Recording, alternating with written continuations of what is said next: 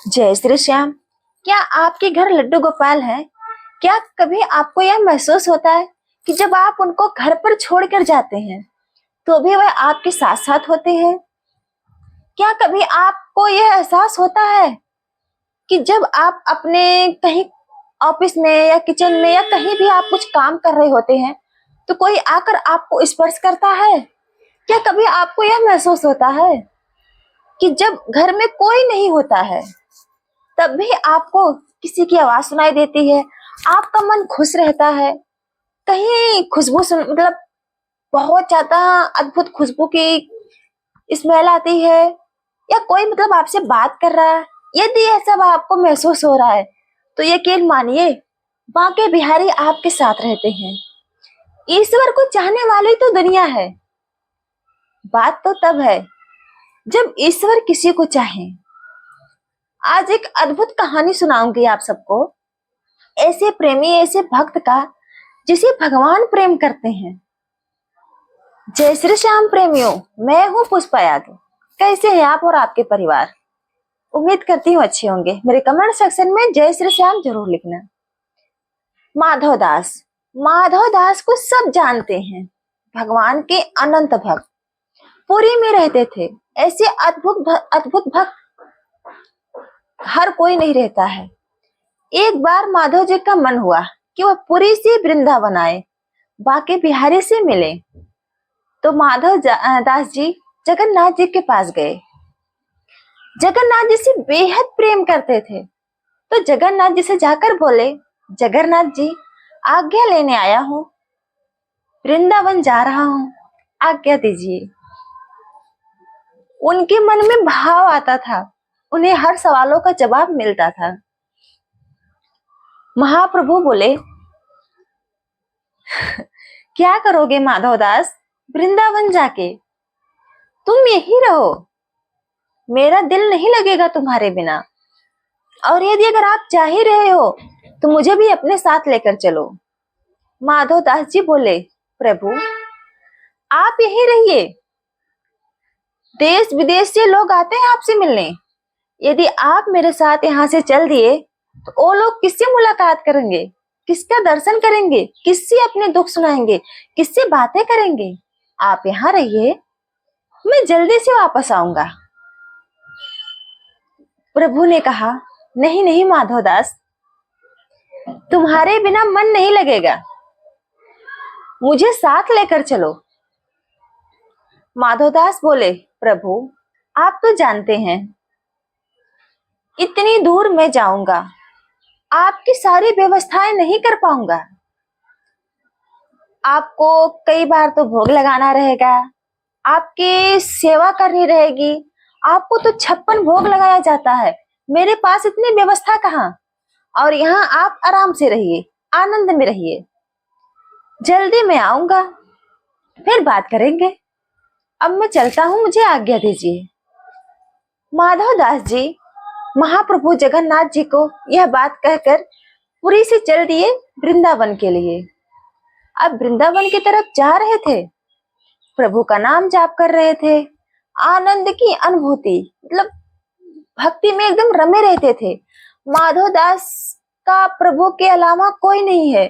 जो कुछ है श्री कृष्ण है, जो कुछ है वो जगन्नाथ जी हैं। उनका इस दुनिया में इनके अलावा कोई नहीं है। इन्हीं के साथ वो बातचीत करते, इन्हीं के साथ वो हंसते, इन्हीं के साथ वो खेलते, इन्हीं के अपना दुख सुख सुनाते रहते हैं। चलते जा रहे हैं वृंदावन की तरफ, एक दरवाजा खटखटाए। उन दिनों में पैदल जाते थे अधिकतर प्रेमी, क्योंकि साधन बहुत कम थे, तो वे पैदल ही जा रहे थे पुरी से वृंदावन। करीबन करीबन 2 महीने का सफर रहा होगा। वो पैदल ही जा रहे थे, तो उनको रास्ते में भूख लगी। एक दरवाजा खटखटाए। बहुत ही अच्छे भक्त थे वे, कोई कहीं भी किसी के यहाँ तब आ जा सकता था। आज जैसा माहौल नहीं था तब, आज जैसा वातावरण नहीं था। तो माधव दास जी ने एक दरवाजा खटखटाया। एक वृद्ध महिला आई, बोली, हाँ बाबा बोलिए। माधव दास जी ने कहा, भूख लगी है बड़ी जोर से, भोजन करना है। तो वृद्ध महिला ने कहा, आप बैठिए, मैं भोजन लेकर आती हूँ। बड़ा सेवा भाव होता था तब। माधव दास जी वहां आंगन में बैठ गए। थोड़ी देर बाद वो महिला भोजन लेकर आई, भोजन परोसा। माधव दास जी भोजन करने लगे। भोजन करते जा रहे हैं, भूख शांत नहीं हो रही है। वो महिला भोजन परोस रही है और परोसते परोसते माधव दास जी से बोली, बाबा आपका व्यवहार अच्छा नहीं है, आप अच्छे व्यक्ति नहीं हैं। माधव दास जी चौंक गए, ऐसा मैंने क्या कर दिया? माधव दास जी ने पूछा, क्या हुआ, मैंने क्या गलती किया माई? उस महिला ने कहा, आपके पास में ये बच्चा बैठा है, ये भूखा लग रहा है। इतना सुंदर बच्चा बैठा है, किसका बच्चा साथ लेकर आए हो? इसे भोजन क्यों नहीं दे रहे हैं, खुद खाए जा रहे हैं। माधव दास जी ने इधर उधर देखा, कहाँ बच्चा बैठा है, किस बच्चे की बात कर रहे हो माई? वो महिला बोली, ये साथ में बैठा है आपके बच्चा, कितना सुंदर बच्चा है। माधव दास जी समझ गए, वाह क्या बात है, ध्यान लगाए। जगन्नाथ जी पीछे पीछे चलकर आ रहे थे, साथ साथ चलकर आ रहे थे, साथ में बैठे थे। माधव दास की तरफ मुस्कुराकर देख रहे थे। माधव दास जी बोले, वाह मेरे कान्हा, वाह मेरे ठाकुर, बहुत अच्छे, आज्ञा लेकर आया था और आप पीछे पीछे आ गए। और मैं भी सोचूं कि मेरी भूख क्यों नहीं मिट रही है। अब मुझे समझ में आ रहा है कि भोजन जा कहाँ रहा है। और मैंने कहा था ना, आपको तो 56 भोग की आदत है। यहाँ तो इस प्रकार का भोजन है। प्रभु मुस्कुरा रहे हैं, आनंद में है, तुम भक्ति में है। आनंद आ रहा है आपको? प्रभु मुस्कुरा रहे हैं और माधव दास जी अपने प्रभु की लीला देख रहे हैं। बड़ा अद्भुत दृश्य था वहां पर, बहुत ही प्यारा दृश्य था। वहां पर भोजन की आज्ञा ली, बहुत ही प्यारा दृश्य था। वहां पर जो भोजन की आज्ञा ली, अब प्रभु से बात करते हुए जा रहे थे। रास्ते भर प्रभु को कह रहे हैं, देखो मेरे साथ बड़े दुखी हो जाओगे, परेशान हो जाओगे, लंबा रास्ता है, वहां लोग इंतजार कर रहे होंगे, आप वहां जाओ। लेकिन प्रभु है कि जाने का नाम ही नहीं ले रहे हैं। माधव के बिना मन नहीं लगेगा। अपने भक्त से बेहद ही प्रेम करते थे। सब ईश्वर का नाम जाप करते हैं। वे बहुत लकी भक्त होते हैं जिन्हें ईश्वर याद करते हैं। वैसे भक्त है माधव, जो सफर करीबन करीबन 1.5-2 महीने का था, वह सफर अब लंबा हो गया, क्योंकि ठाकुर जी को तो भूख लगती है। 6 से 8 बार दिन भर में 10 बार तो उनको भूख लगता है। अब उतनी बार तो भोजन चाहिए ही चाहिए। अब उनको भूख लग रही थी, माधव दास को तुरंत भूख लगती, तुरंत किसी के घर जाते, भोजन करते, आगे बढ़ते, तुरंत किसी के घर जाते, भोजन करते, आगे बढ़ते। माधव दास जी ठाकुर जी को बार बार यही बोलते थे कि आपके चक्कर में मैं भी परेशान हो रहा हूँ और वहां भक्त परेशान हो रहे हैं, लेकिन ठाकुर जी तो ठाकुर जी माधव जी के साथ आनंद में चल रहे हैं, नृत्य करते हुए, खुश होते हुए। ये अद्भुत सफर है भक्त और भगवान का। वृंदावन पहुंचे। जब वृंदावन पहुंचते हैं तो माधव दास जी कहते हैं, अब जरा शांत रहिएगा, वृंदावन आना है, अब जरा शांत रहिएगा, वृंदावन हम लोग आ गए हैं, लोग पागल समझेंगे मुझे। तो ठाकुर जी बोलते हैं कि माधव दास जी कहते हैं, अब जरा शांत रहिएगा, वृंदावन आ गया है, मैं ऐसे बातें करूंगा तो मुझे लोग पागल समझेंगे।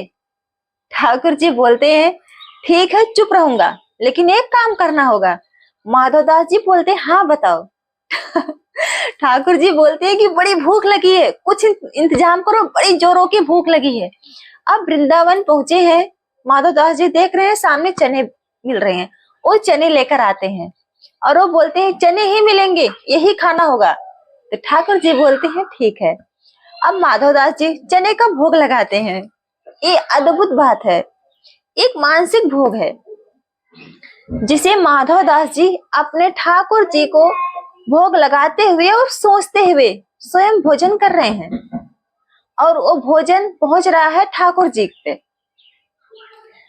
माधव दास जी चने खा रहे हैं और तृप्ति हो रही है ठाकुर जी। बहुत ही प्यारा कहानी है। चने खाते हुए उसके बाद ठाकुर जी से बोलती है चलो अब चलना है, अब चलना है मुझे ठाकुर जी के दर्शन करने, बिहारी जी के दर्शन करने। उन दिनों बाके बिहारी जो हैं संत हरिदास जी के साथ निधि वन में वास करते थे। आजकल जैसे बाके बिहारी का मंदिर है वैसे पहले बाके बिहारी नदी वन में रहते थे। तो वहां भक्तों की लाइन लगी हुई है, भक्त मिलने आए हैं, द्वार बंद है, निधि वन के बाहर बैठ जाते हैं माधव दास, इंतजार कर रहे हैं। अंदर से संत हरिदास जी आते हैं और आ करके जोर से आवाज देते हैं कि तुम में से माधव कौन है।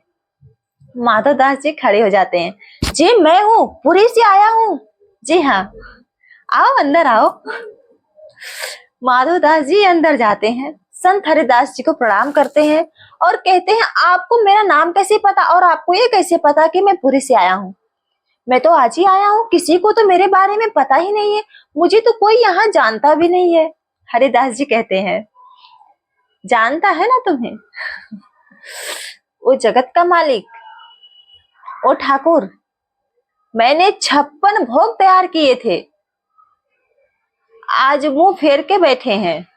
ठाकुर जी कह रहे हैं बहुत सारे चने खा लिए, पेट भरा हुआ है, अब कोई 56 भोग नहीं खाऊंगा। तुमने खिलाए हैं चने।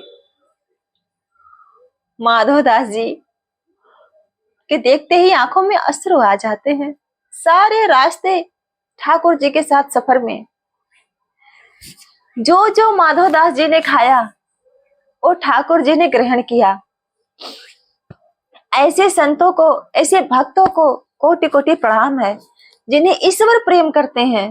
ये दो भक्तों का मिलन था, हरिदास जी और माधव दास जी, जिन्हें ईश्वर प्रेम करते हैं।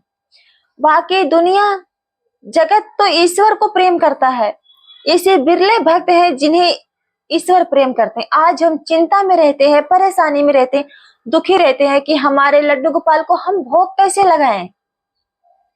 हम घर से बाहर आ गए, हमारे लड्डू गोपाल घर में भूखे होंगे, कैसे भोग लगाएं उन्हें।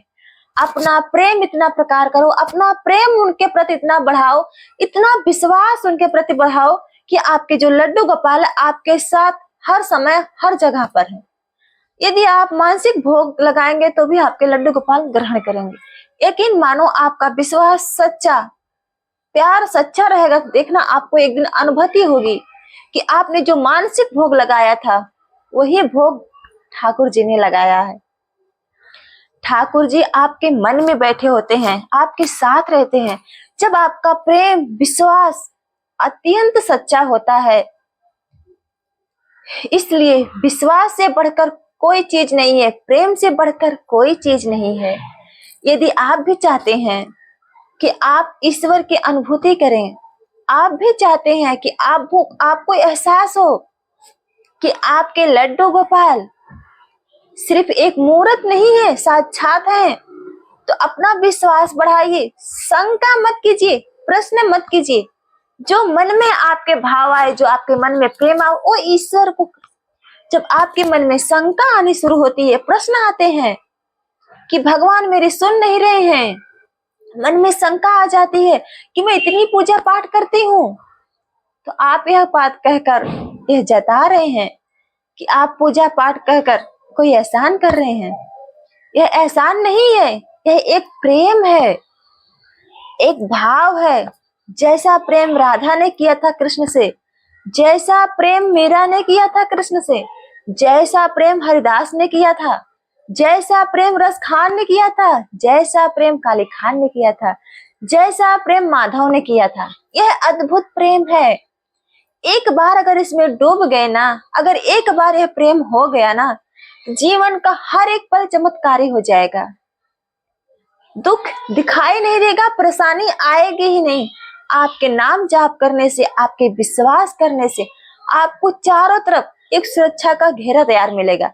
एक ऐसा सुरक्षा का घेरा जो आपको कभी विचलित नहीं होने देगा, कभी दुखी नहीं होने देगा, कभी घबराने नहीं देगा, कभी डरने नहीं देगा। आपके चेहरे पर मुस्कुराहट रहेगी, सुकून रहेगा, आपके मन में कोई प्रश्न नहीं रहेगा, आपको किसी बात का भय नहीं रहेगा। इसलिए हमेशा कहती हूँ, अपने विश्वास को मजबूत कीजिए और भगवान में लीन रहिए।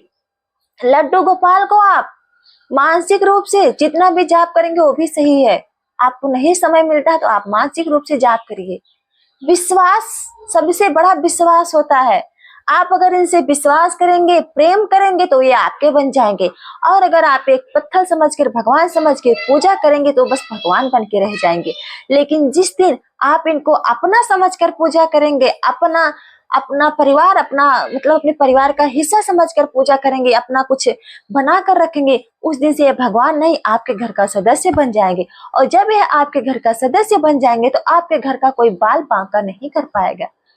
यकीन मानो प्रेमियों, सबसे बड़ा होता है विश्वास। भगवान वहीं वास करते हैं जहां पर विश्वास है। तो भाव के भूखे हैं, प्रेम के भूखे हैं। आप 56 भोग ले जाकर चढ़ा दीजिए, 12 व्यंजन चढ़ा दीजिए, लेकिन अगर आपके अंदर भाव नहीं है, आपके अंदर विश्वास नहीं है, आपके अंदर प्रेम नहीं है, तो सब आपका व्यर्थ हो जाएगा। वो सब आपके भगवान नहीं स्वीकार करेंगे। आप एक छोटा सा लड्डू ले जाके चढ़ा दिए, नहीं तो आप किशमिश ही चढ़ा दे, आप मिश्री ही चढ़ा दे, लेकिन अगर उसमें आपका प्रेम है, आपका भाव है, आपका विश्वास है, तो ही भगवान आपका ग्रहण कर लेंगे। आप सूखी रोटी भी चढ़ाएंगे तो भी आपका भगवान ग्रहण कर लेंगे। लेकिन हाँ, वह रोटी भी प्रेम से होनी चाहिए, विश्वास से होनी चाहिए। तो मेरी कहानी आप लोग को कैसी लगी है? अगर अच्छी लगी है तो कमेंट बॉक्स में जरूर बताना प्रेमियों। और हाँ, अगर आप मेरे चैनल को सब्सक्राइब नहीं किए हैं तो सब्सक्राइब कर लीजिए, क्योंकि मैं इसी तरह से भगवान से जुड़ी हुई कोई रोचक कहानी या कोई बात या कोई मतलब कुछ भी लेकर आती रहती हूँ इस वीडियो में। और thank you so much, so much, बहुत बहुत बहुत मैं खुश हूँ। मेरे लड्डू गोपाल, मेरे बाबा श्याम का आशीर्वाद आप सबके ऊपर सदैव बने रहे। आप सबकी हर एक मनोकामना पूर्ण हो जो आप लोग सोच रहे हैं। यही दुआ, यही प्रार्थना करती हूँ। Thank you so much. इसके लिए बोल रही हूँ क्योंकि मेरा 4000 सब्सक्राइबर पूर्ण हो गए हैं, इसलिए मैं बहुत खुश हूँ। Thank you so much, so much. आप लोग का बहुत बहुत आभार करती हूँ तहे दिल से। तो अगर मेरे से जाने अनजाने में कहानी में कोई भूल या कोई मिस्टेक हुई होगी तो मुझे भी क्षमा करना प्रेमियों। इसी के साथ चलते हैं, धन्यवाद।